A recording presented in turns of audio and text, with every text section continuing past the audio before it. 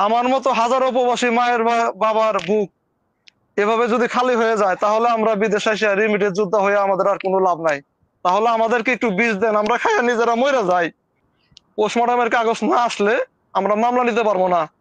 তাই যদি হয়, তাহলে তো এভাবে পৃথিবীতে কোনো আইন আদালত থাকার দরকার নাই।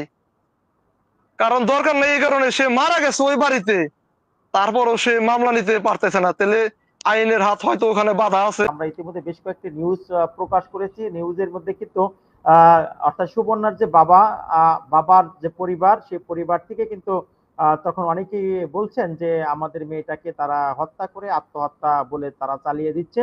এবং সবচেয়ে ইন্টারেস্ট হলো যে ঘটনার পর থেকে সে সুবর্ণার শ্বশুর বাড়িতে থেকে শ্বশুর শাশুড়ি দেবর সহ যারাই আছে সবাই পলাতক। সে বাড়িটিতে এখন পর্যন্ত কোনো লোকজন পাওয়া যায়নি।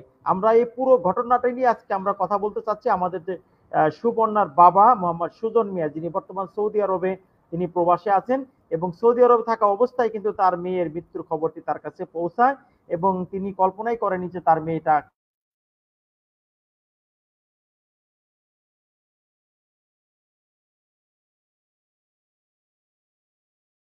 জনাব সুজন মিয়া, আপনি কেমন আছেন? আসসালামু আলাইকুম। জি, আলহামদুলিল্লাহ, আল্লাহ রাখছে ভালো। আসলে মন বেশি ভালো না, সেটা তো জানেনই। হ্যাঁ, আপনি একটু পরিচয়টাতে বলবেন যে আপনার মেয়েটাকে আপনি কতদিন আগে বিয়ে দিয়েছেন, এবং আসলে বিয়ের পর থেকে আসলে কেমন কি হলো যে আপনার মেয়েটা, অনেকে বলছে আত্মহত্যা, আবার অনেকে আপনারাই বলছেন যে হত্যা। আসলে কি ঘটনা, কি কতদিন আগে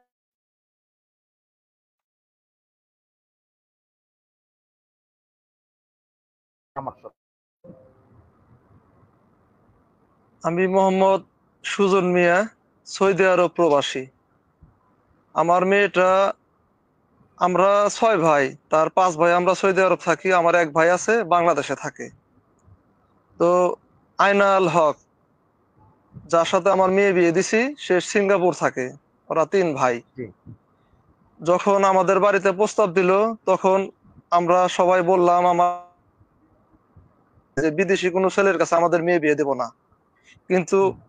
আমার আব্বা আম্মা আমাদের কথা শুনে তারে না কইরা দিছে। না কইরা দেওয়ার পরে ছেলে এক পর্যায়ে আমার নাম্বার নিয়ে আমার সাথে কথা বলে। তখন বললাম যে, দেখেন, আমরাও বিদেশ থাকি, আপনিও বিদেশ থাকেন। তো আমার একটা মেয়ে একটা হুম। ছেলে। আমার মেয়ে নিয়ে অনেক স্বপ্ন, আমি মেয়েরে ডাক্তার বানাবো, আমি মেয়ে এখন বিয়ে দেবো না। হুম। তো সেই পর্যায়ে আইনাল হক কান্না করে দিল। কান্না করে দিয়ে বললো, আব্বা, আপনার মেয়ে ছোট, আমি দেখছি। আর আপনার মেয়েরে দিয়ে আমি কোনো সময় বাড়িতে কাজ কামও করাবো না, কিন্তু আপনি আমার মেয়েটা বিয়ে দেন, আমি সুন্দরভাবে রাখবো। হুম। তো তারপরও আমি এক পর্যায়ে রাজি হই নাই, আমার ভাইয়েরাও রাজি না, যে না, আমার ভাই আমার মেয়েটা, আমার বংশে কোনো মেয়ে নাই, ওই আমার প্রথম সন্তান। হুম। ওরে খুব সুন্দর যত্ন করে লালন পালন করছি আমরা সব ভাইয়েরা, আমার ভাই বউ, আমার বাবা মা, মানে ওরে খুব আদর করে লালন পালন করছি আমরা। তো সেই ক্ষেত্রে আমি তারপরও না করে দিছি, সে আমার কাছে পর্যায় পায় নাই। না করে দেওয়ার হুম। পরে আবার কিছুদিন পরে আমার বাড়িতে রাত্রে 11টার সময় আইনাল আসে, তার বড় ভাইরে নিয়ে আসে। আমার বাড়িতে থেকে গেট খুলে নাই, যে না, আমি এখন রাত করে গেট খুলবো না। আমার ছেলেরা বলছে রাত 10টার পরে আমরা গেট খুলি না, আপনারা চলে যান, পরে আসেন।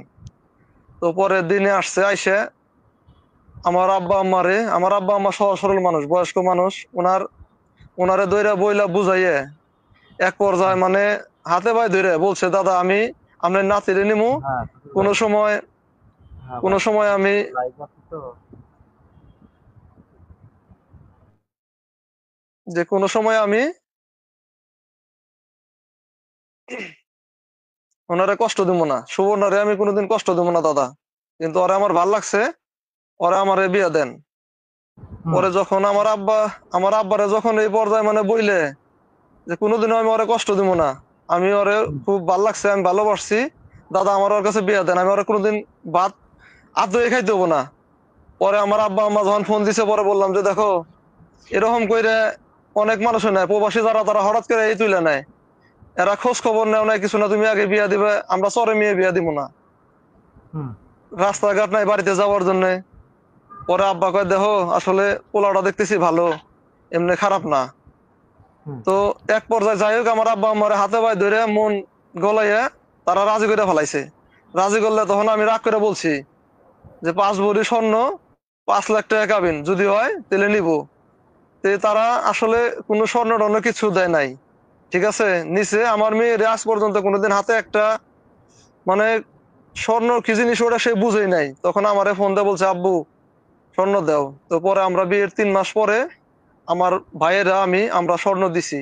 আয়নাল রে বললাম যে তোমার বাড়িতে যে স্বর্ণ দেওয়ার কথা দেও না, এই যে আমরা স্বর্ণ দিলাম, এই স্বর্ণটা আমার মেয়ের কাছে যেন থাকে। কিন্তু হুম, তারা আমার মেয়েরে কোনোদিন স্বর্ণ দেয় নাই।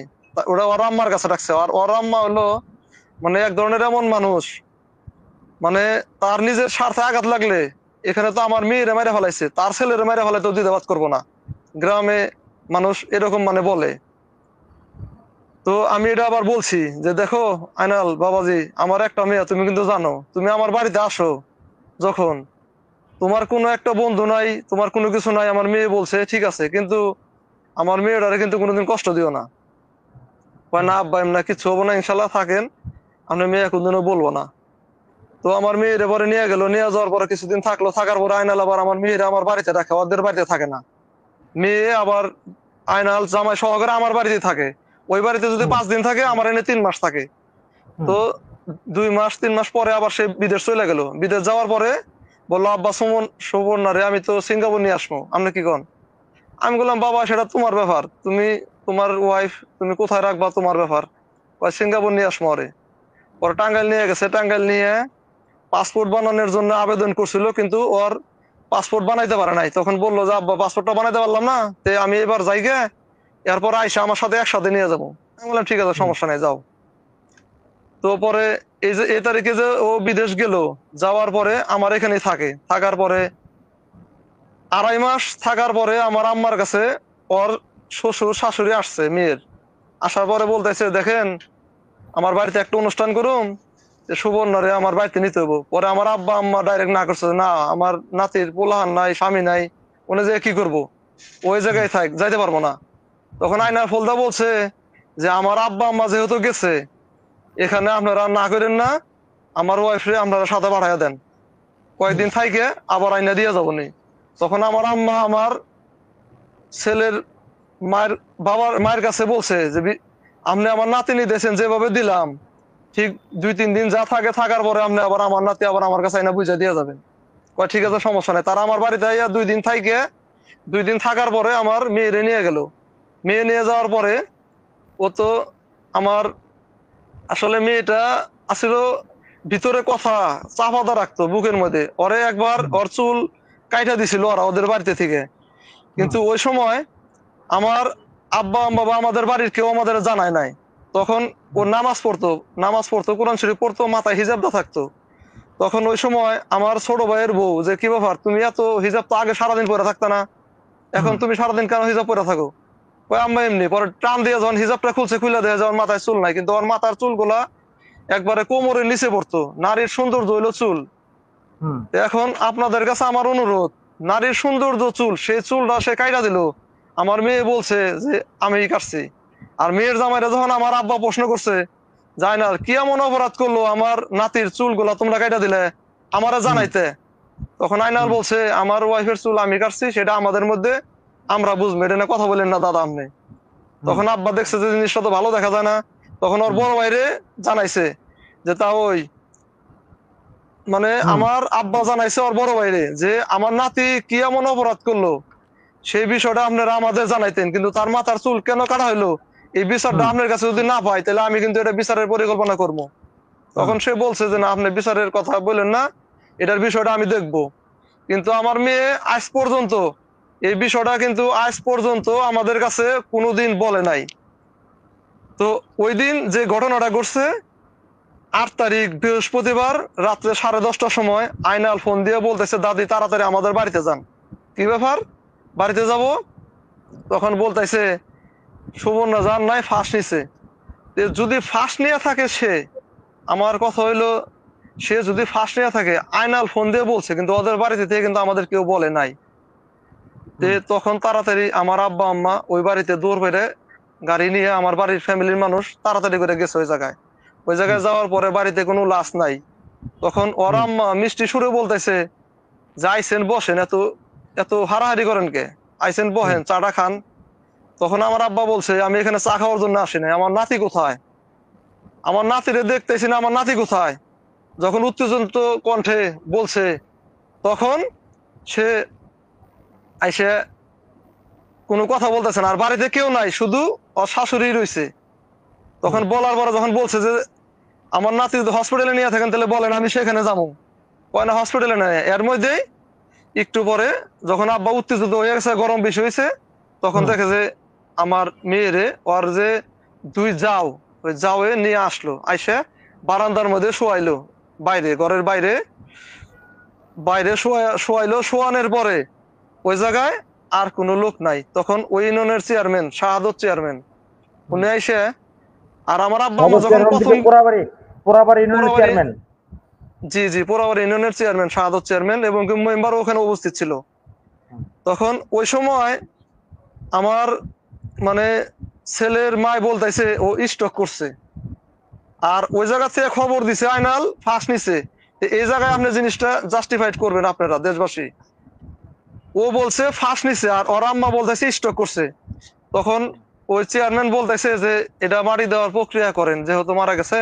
তখন আব্বা যখন দেখছে লাশটা, দেখে যে এটা তো স্বাভাবিক মৃত্যু না, তখন আমার আব্বা বলছে যে চেয়ারম্যান সাহেব বাড়িতে যেহেতু কোনো লোক নাই, আপনি ইউনিয়নের চেয়ারম্যান, আপনার কাছে আমি আমার নাতির লাশটা রাইখা গেলাম, আর আমার ছেলেরা কেউ বাড়িতে নাই, সবার সাথে কথা বললে আমি সকালবেলা আসতেছি আসতেছি বললে আমার আব্বা তাড়াতাড়ি এই জায়গা থেকে ব্যাক করছে। ব্যাক করার পরে তো আমারে ফোন দিছে, আমারে ফোন দিলে তখন আমার ইউনিয়নের চেয়ারম্যান লাবু ভাই, দাইন্য ইউনিয়ন লাবু ভাই আমার ইউনিয়নের চেয়ারম্যান, ওনারে ফোন দিলাম। ফোন দেওয়ার সাথে সাথে উনি বললো যে খুব দ্রুত তোমরা আরো কোথায় বলছো? পরে বললাম হ্যাঁ আমার ইউনিয়নের, আবার আমার আজগর চেয়ারম্যান, উনি আমার সম্মানী বড় ভাই, উনি আমার বিয়ে লাগে, ওনারা ফোন দিলাম। দেওয়ার পরে ওনারা সবাই আমার খুব ভালো হেল্প করছে।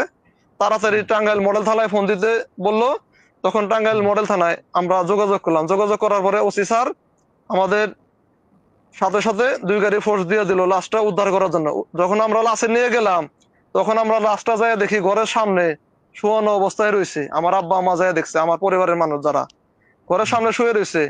অথচ একটা কাক যদি মারা যায়, সে কাকটার কাছে আরো 5টা কাক বৈশা থাকে। আমার মেয়ে এমন হতভাগা, মারা গেছে, তার পাশে একটা লোকও বৈশা নাই, কোনো একটা মানুষ নাই। তখন প্রশাসন যায় দেখলো, দেখার পরে যখন মানুষ খুঁজা বাইর করলো, তার শাশুড়ি আসছে। আইসে ওইখানে উপস্থিত হয়েছে। কিন্তু আমার ছেলের যে বাবা সারা রাত্রি যখন গেছে, যাওয়ার পরে সে ধান খেতে পানি দিতে গেছে। আর যে হইলো আমার মেয়ের দেবর, সে শ্বশুর বাড়ি গেছে, পাশাপাশি বাড়ি। তার নাম, দেবরের নামটা হলো, দেবরের নামটা ওটা বাড়িতেই থাকে, সঠিক আমার মনে নেই। মানে আমরা তো সবাই ছিলাম বিদেশ।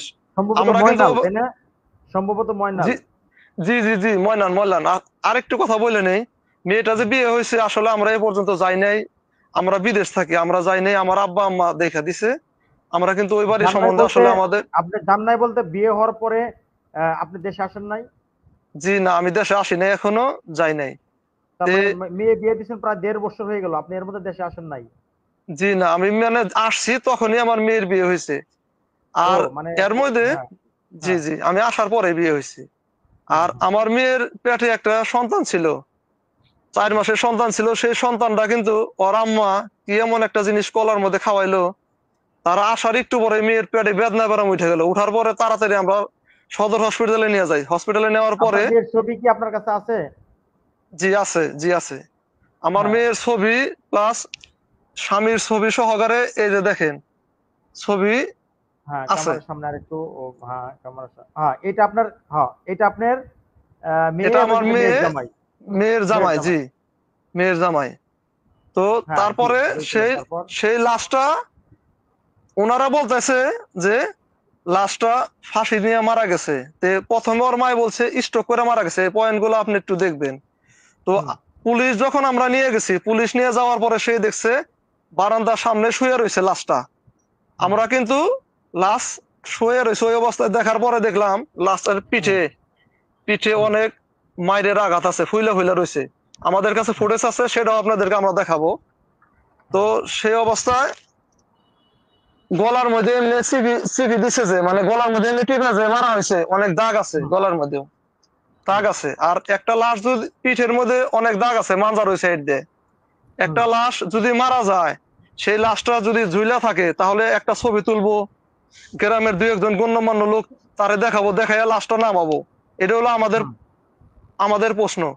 তারা হুম, দুই একটা লোকও ডাক আনে নাই, তারা লাশটার একটা ছবিও তুলে নাই, তারা বলতেছে হুম, ফাঁস নিছে। তাহলে প্রথমে কেন বললি স্টক করছে, এখন বলছে ফাঁস নিছে? ফাঁস যদি নিয়ে থাকে, সেই হুম, লাশের জিহ্বা বাইরে থাকতো, এবং কি পায়খানার রাস্তায় মল থাকবো, তার কোনো কিছু নাই, একবারে ফ্রেশ।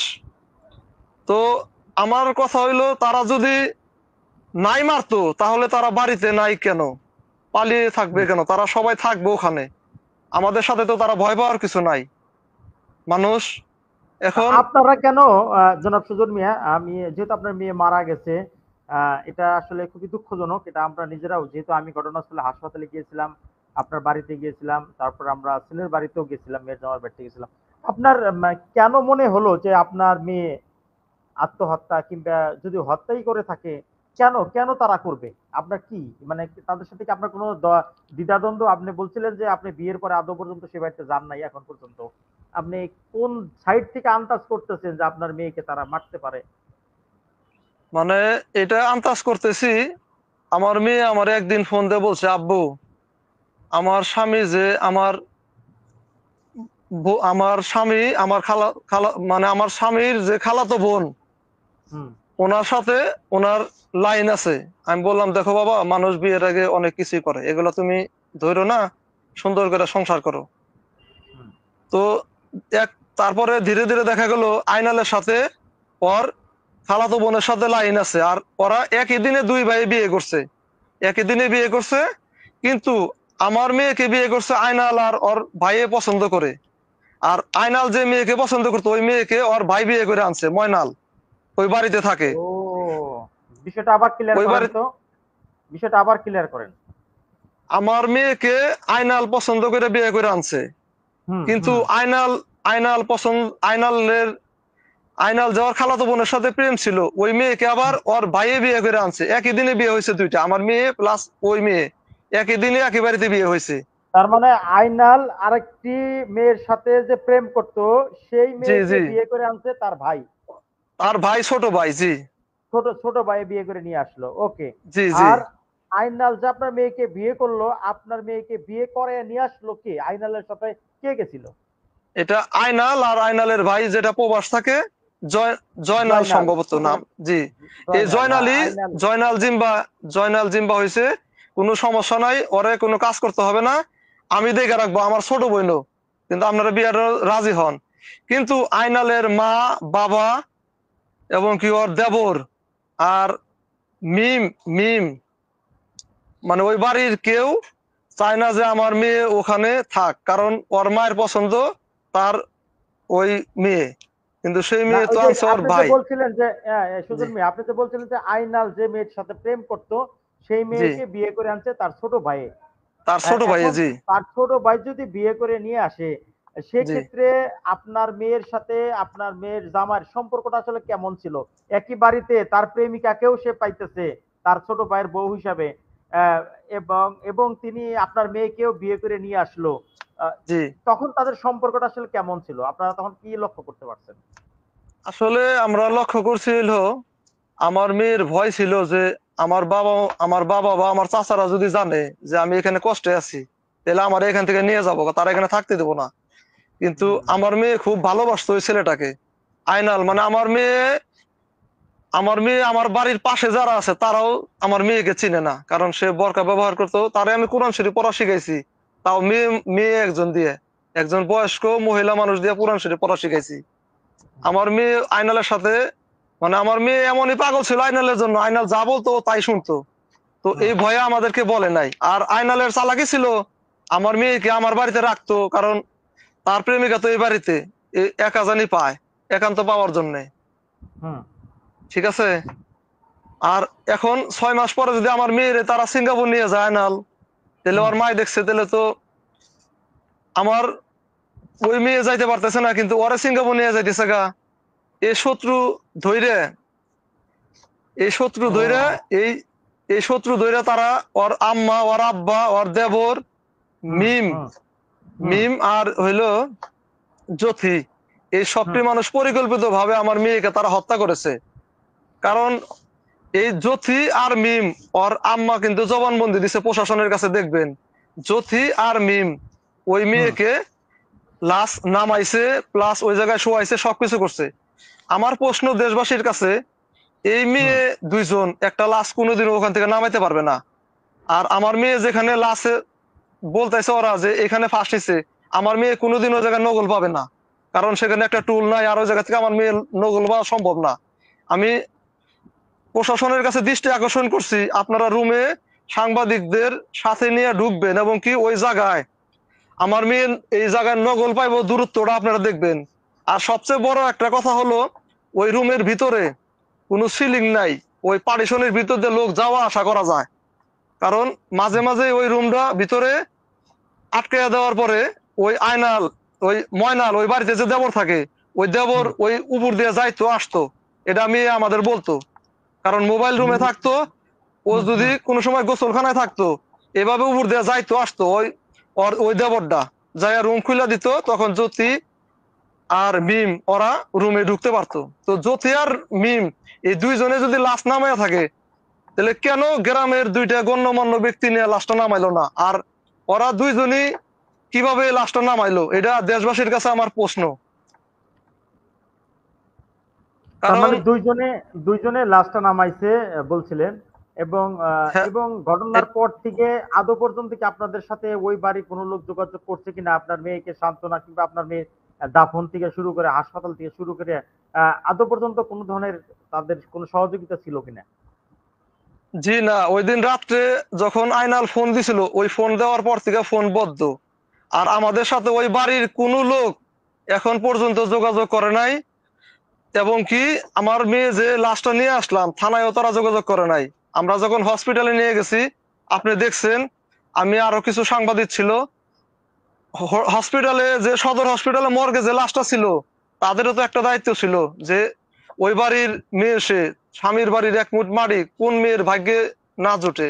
আমার হতভাগা মেয়ের ভাগ্যে স্বামীর বাড়ির এক মুঠ মাটিও জুটে নাই।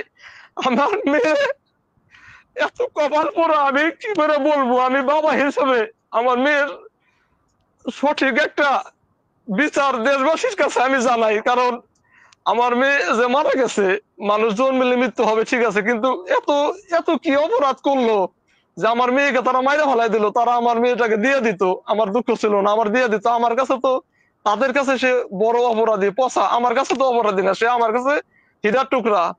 আজকে আমার কথা আজ পর্যন্ত তারা আমাদের সাথে এখন পর্যন্ত যোগাযোগ করলো না। আমার মেয়ের মাটি দিলাম, এটা কি তাদের দায়িত্ব ছিল না? তারা এ- সবাই পলায় গেল। বিদেশ যারা রয়েছে তারাও কি আমাদের সাথে যোগাযোগ করতে পারতো না? তার ভাই তো আছে, কেউ আজ পর্যন্ত আমাদের সাথে যোগাযোগ করে নাই। বরঞ্চ আরো তারা এদিক দিয়ে ওদিক দিয়ে বইলে বেড়াইতেছে, এরকম ওর আম্মা বলে এরকম কেস দুই সাইড আমরা লড়ে থাকি, আমাদের টাকার অভাব নাই, টাকা আছে, টাকা তো সব কিনা ফেলামু। এবং কি থানায় আমার ভাই লোকজন নিয়ে দুইবার গেছে, ওসি স্যার বলছে পোস্টমর্টমের কাগজ যখন আসবো তখন মামলা নেব। দেশবাসীর কাছে আমার বিচার, আমার মেয়ে যদি ওই বাড়িতে থেকে মারা গেছে ঘরে, সে সে তো বাংলাদেশের নাগরিক, সেই হিসেবেও তো পুলিশ আমার একটা মামলা নেওয়ার কথা, কিন্তু আমি আজ পর্যন্ত ওইখানে মামলা করতে পারি নাই। ওসি স্যার বারবার খালি একটাই প্রশ্ন, আমরা যত প্রশ্ন করি তার উত্তর একটাই, সে খালি বলে পোস্টমর্টমের কাগজ না আসলে আমরা মামলা নিতে পারবো না। তাই যদি হয় তাহলে তো এভাবে পৃথিবীতে কোনো আইন আদালত থাকার দরকার নাই। কারণ দরকার নেই এই কারণে সে মারা গেছে ওই বাড়িতে, তারপরও সে মামলা নিতে পারতেছে না। তাহলে আইনের হাত হয়তো ওখানে বাধা আছে। আমি নিরীহ মানুষ, আমার হয়তো টাকা নাই, আমি এখন মনে করতেছি তাদের টাকার গরম আছে, সব খান্দা আমার মনে হইতেছে টাকা দিয়ে সব কিনে ফেলাইছে, এই জন্য আমি মামলা দিতে পারতেছি না। তো দেশবাসীর কাছে আমার বিচার, প্রবাসী ভাই ও আমি আপনার বোনেরা। কাছে আসবো, আমি আসবো সুপ্রিয় দর্শক, আমরা কথা শুনছিলাম সুবর্ণার, গৃহবধূ সুবর্ণার বাবা সৌদি প্রবাসী মোহাম্মদ সুজন মিয়ার কাছ থেকে। সুজন মিয়া তার মেয়েকে অনেক আদর করে লালন পালন করছে, অনেক বড় করছে, বড় করে বিয়ে দিয়েছে। যে সন্তানকে আমরা নিজেরাও লালন পালন করে বড় করি, সেই সন্তান শ্বশুর বাড়িতে যাওয়ার পরে যদি তাকে মৃতদেহ তার বাড়িতে বাবার বাড়িতে ফেরত নিয়ে আসতে হয়, যে মেয়েকে সাজিয়ে গুজিয়ে স্বামীর হাতে তুলে দিছে, স্বামীর বাড়িতে পৌঁছে দিছে, আর সেই স্বামীর বাড়িতে থেকে যদি কোনো মেয়ে সেই মৃত লাশ হয়ে যদি বাবার বাড়িতে চলে আসে, বুঝেন কষ্টটা আসলে কতটুকু, কত সিরিয়াসলি একটি কষ্ট। মানে এর চাইতে আসলে বড় হতভাগা পৃথিবীতে আর কেউ নেই। যে একটি মেয়ে বাবা আজকে আমাদের সাথে আর্তনাদ করতেছে, সে একজন রেমিটেন্স যোদ্ধা, সৌদি প্রবাসী। সরকারকে, বাংলাদেশকে, যে পুলিশ, যে প্রশাসন, যে সরকার বেতন পাচ্ছে, তার একটি অংশ, সবচেয়ে বড় অংশটি হলো রেমিটেন্স যোদ্ধাদের সেই পাঠানো টাকার বিনিময়ে। সেই রেমিটেন্স যোদ্ধার একজন মেয়ে যদি আজকে এইভাবে অবঘাতে, অর্থাৎ বিচার বিনা বিচারে তার যদি আহ, বা এইভাবে চলে যেতে হয়, তাহলে এর চাইতে দুঃখ আর কোনো কিছু নেই। আমরা ধরেই নেই যে সুবর্ণা আত্মহত্যা করেছে, প্রশ্নটা আসলে এরকমই আসে, পোস্টমর্টমের রিপোর্ট যদি এমনই আসে। কিন্তু আমার প্রশ্ন হলো এই এই আত্মহত্যার পিছনে কোনো না কোনো কারণ আছে, কোনো না কোনো কারণ আছে। হয়তো শ্বশুর শাশুড়ির দ্বারা নির্যাতিত হয়েছে, অথবা স্বামীর দ্বারা নির্যাতিত হয়েছে, অথবা যে বলছিলেন যে তার দেবর আছে বাড়িতে, তার দেবরের দ্বারা অর্থাৎ নির্যাতিত হয়েছে, কারো না কারো দ্বারা নিষ্পেষিত নির্যাতিত হয়েছে বিদায় সে এ ধরনের জীবন বিপন্ন করে দেওয়ার জন্য সে রাস্তা বেছে নিয়েছে। এটাই যদি হয়ে থাকে যে পোস্টমর্টম, কারণ আমি একটি রিপোর্ট আপনাদেরকে দেখাই, দেখেন 2024 সালে টাঙ্গাইল সদর থানায় 38টি অপমৃত্যু মামলা হয়েছে, 38টি। আমি এই মুহূর্তে যারা আমার সাথে লাইভে যুক্ত আছেন তারা একটু লক্ষ্য করবেন যে দেখেন বাংলাদেশের বিচার বিভাগ কে আসলে আমরা কতটুকু আমরা পিছিয়ে আছি। টাঙ্গাইলের সদরে 24 সালে 38টি অপমৃত্যু মামলা হয়েছে, এবং 2025 সালে এখন পর্যন্ত মে মাসের 9 তারিখ পর্যন্ত 21টি মামলা হয়েছে। এই যে প্রতি বছর অর্ধ শতাধিক এবং আরো বেশি মামলা হচ্ছে, প্রত্যেকটি মামলা শেষ পর্যন্ত আমরা দেখি কি জানেন, দুটি পক্ষ মীমাংসা হয়ে যাচ্ছে, হয়তো টাকার বিনিময়ে অথবা আদার্স অন্য কোনো কিছুর বিনিময়ে দুটি পক্ষ মীমাংসা হয়ে যাচ্ছে। কিন্তু এই অপমৃত্যুর পিছনে যে কাহিনী, সেই কাহিনী কিন্তু আদৌ পর্যন্ত কেউ প্রকাশ করতেছে না, এবং প্রকাশ করার সুযোগও কেউ দিচ্ছে না। তাহলে কি এইভাবে কি শুধু নারীরা মারা যাবে, নাকি তাদের কোনো ন্যায় বিচার তারা পাবে?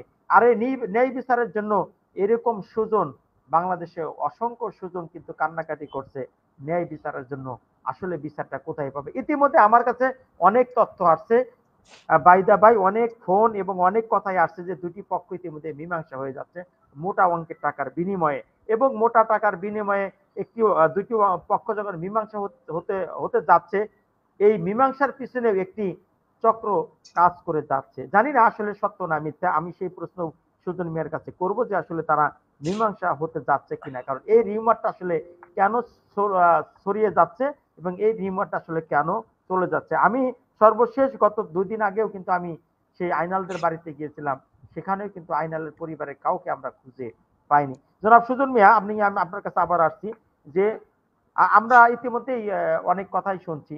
আপনি বলছিলেন থানায় গিয়েছেন, থানা বলছে যে পোস্টমর্টমের রিপোর্ট আসুক, তারপরে তারা একটা ব্যবস্থা নিবে। থানার বিপরীতে তো আদালত আছে, আদালতেও আপনি যেতে পারেন, আপনি ন্যায় বিচারের জন্য, আপনার মেয়ের এই অপমৃত্যুর জন্য আপনি আদালতেও যেতে পারেন, সেটা হচ্ছে আদালতের দরজা খোলা আছে। অবশ্যই আমরা চাই আপনি কোনো না কোনো জায়গায় ন্যায় বিচার পাবেন।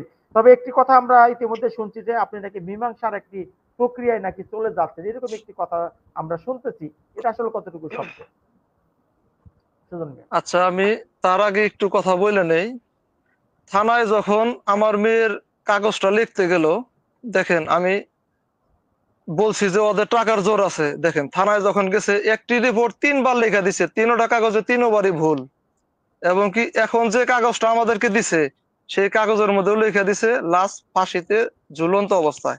কিন্তু প্রশাসন, আমরা যখন নিয়ে গেছি বা আমরাও গেছি, লাশ কিন্তু ঘরের বারিন্দার সামনে শোয়ানো অবস্থায় পাইছি।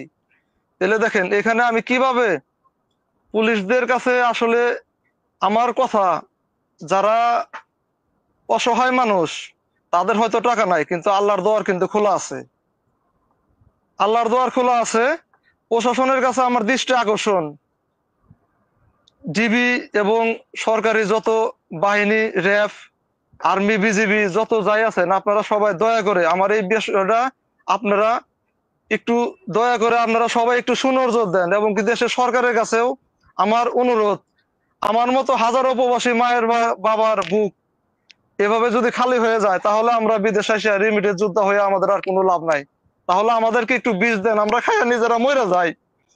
আর যেহেতু বলছেন যে আমি মীমাংসা মীমাংসা আমি কার সাথে হব, কারণ আমি বিদেশ আসছি, আমি কিন্তু টাকা কম বেশি কামাই করবো ইনশাল্লাহ, এবং কি আমি কামাই করতেছি, ভালো একটা অবস্থানে আমি আছি ইনশাল্লাহ।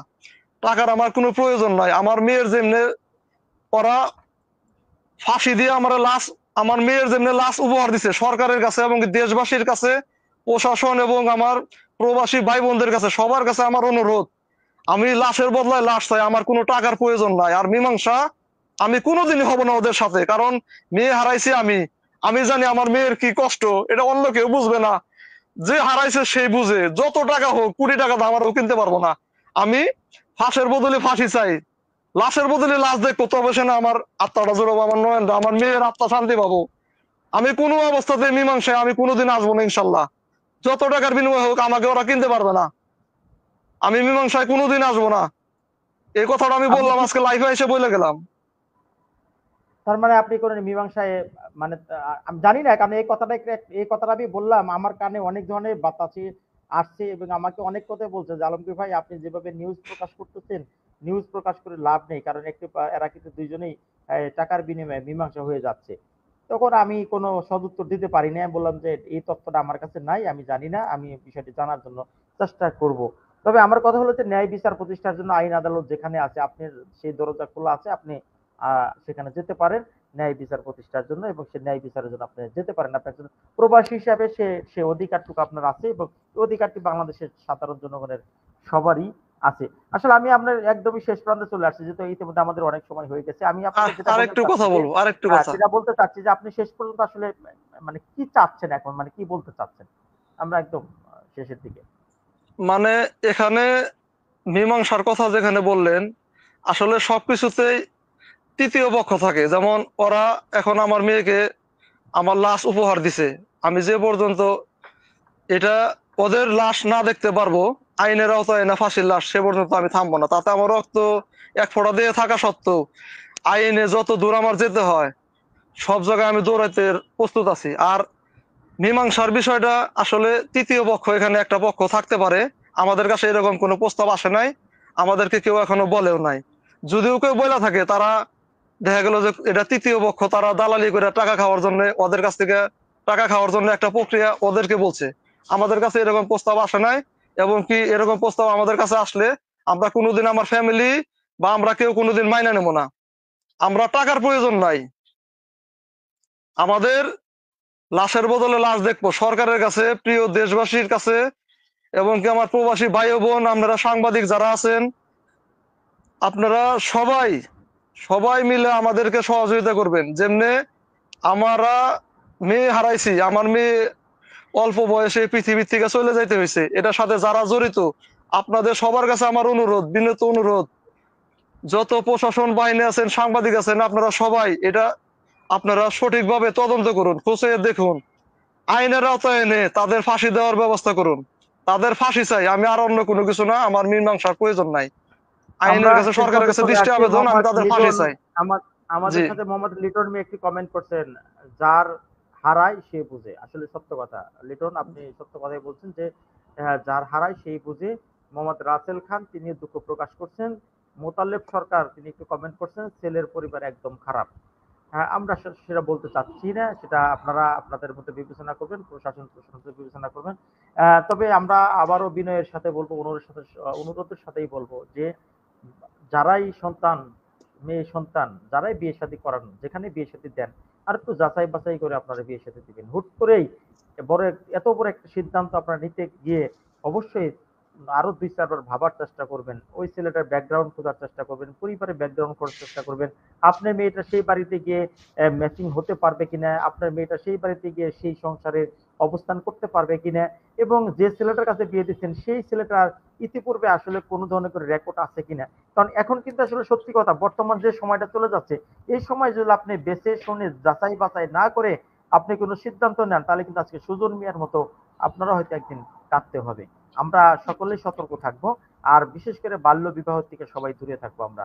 কারণ বাল্য বিবাহ একটি সময় কিন্তু এসে এটার খেসারত দিতে হয় বাবা মাকেই। কারণ বাবা মা হয়তো খুশির আবেগে বসে তারা মেয়েকে সন্তানকে বিয়ে দিচ্ছে, কিন্তু একটি পর্যায়ে কিন্তু এসে তাদেরকে সেই খেসারতটাই গুনতে হচ্ছে, যেমনটা আজকে গুনছে সুজন মিয়া। ইচ্ছা ছিল মেয়েকে পড়াশোনা করাবে, উচ্চ শিক্ষিত করাবে, কিন্তু কোনো একটি খপ্পরে পড়ে তিনি তার মেয়েকে বিয়ে দিয়ে দিয়েছেন। কিন্তু বিয়ে দেওয়ার পরে দেখেন আজকের পরিণতিটা আসলে কি হলো। যারা আমার লাইভটি দেখেন, যারা আমার অনুষ্ঠানগুলো দেখেন, এবং এই মুহূর্তে যারা আমার সাথে লাইভে যুক্ত আছেন, আমি দেখছি অনেকে আমার সাথে যুক্ত আছেন, আপনাদেরকে আমরা বলবো, দেখেন আমরা গণমাধ্যম কর্মী, আমরা অনেক কষ্ট করে অনেক কিছু তথ্য কালেকশন করে যখন আমরা উপস্থাপন করার চেষ্টা করি এবং তুলে ধরার চেষ্টা করি, এটার বিচার করার দায়িত্ব কিন্তু আদালতের, এবং সেই আসামিকে ধরার দায়িত্ব কিন্তু পুলিশের। আমাদের কিন্তু সেটা কোনো ধরনের এখতিয়ার নাই। কিন্তু তখন যদি প্রশাসন এবং আদালত এবং আরো যারা আছে ন্যায় বিচার প্রতিষ্ঠার স্বার্থে যদি তাদের কোনো ধরনের গাফিলতি থাকবে, সুজন মিয়া একটি কথা বলে গেছেন, আল্লাহ পাকের দরবার কিন্তু খোলা আছে, যেখানে যত কাজই করি না কেন সেই দরবারে কিন্তু সবকিছু লিপিবদ্ধ হচ্ছে। আমি সেই সুবর্ণার আত্মার মাগফিরাত কামনা করছি, এবং সুবর্ণার যে আজকের যে কান্না, সুবর্ণার বাবার যে আজকের কান্না, কারণ সেই প্রবাস থেকে তিনি মেয়েকে দেখেন, আমি আসলে আমি নিজেও আবেগ আপ্লুত হয়ে যাচ্ছি যে মেয়েকে বিয়ে দিতে আজও পর্যন্ত সেই মেয়ের বাড়িতে তিনি যাননি, এবং মেয়েকে বিয়ে দিয়েছে আজও পর্যন্ত দেশে এসে মেয়ের শ্বশুর বাড়িটা পর্যন্ত তিনি যাননি। আর আজকে চিরদিনের জন্য তার মেয়েকে হারাতে হলো। মানে কি বলে ব্যাখ্যা দিব, আমি আসলে কোনো ব্যাখ্যা পাচ্ছি না। আমি এখানেই আমি নীরব হয়ে যাচ্ছি। আমি সেই সুবর্ণার আত্মার মাগফিরাত কামনা করছি, সুবর্ণার বাবাকে আল্লাহ পাক ধৈর্য ধারণ করুক, এবং আমি দেশবাসীকে বলবো যে আসুন আমরা সবাই আরেকটু সচেতন হই, বিয়ে শাদীর ক্ষেত্রে আরেকটু আমাদের হিসাব নিকাশ করে আমাদের বিয়ে শাদী করতে হবে, দিতে হবে। সুজন মিয়া, আমি একদমই শেষ প্রান্তে চলে আসছি, আপনাকে সান্ত্বনা দেওয়ার মতো কোনো ভাষা আমার নেই। আপনি দেশবাসীর উদ্দেশ্যে আসলে মানে আপনার মেয়ের কি কি বলতে চাচ্ছেন, আমি আপনাকে প্রশ্ন করতে চাচ্ছি না। প্রিয় দেশবাসী ও আমার প্রবাসী ভাই ও বোনেরা, আপনাদের সবার কাছে আমার অনুরোধ এবং কি আইনের দৃষ্টি আকর্ষণ করছি, র্যাব, আর্মি, ডিবি, যত ধরনের প্রশাসনীয় কাজে লিপ্ত আছেন সবার কাছে আমার অনুরোধ, আমি আজ একজন হতভাগা প্রবাসী, আপনাদের রেমিটেন্স যোদ্ধা, সরকারের কাছে আমার অনুরোধ, ডক্টর ইউনূস স্যার, যদি আপনি আমার এই লাইফটা দেখে থাকেন তাহলে আমার মনের কষ্টটা আপনি বুঝবেন, কারণ আপনি একজন বয়স্ক মানুষ, যারা সবারই ছেলে সন্তান মেয়ে সন্তান আল্লাহ পাক দিছে। আমি চাই কোনো টাকা দিয়ে যেন আমার এই বিচার থামিয়ে না দিতে পারে।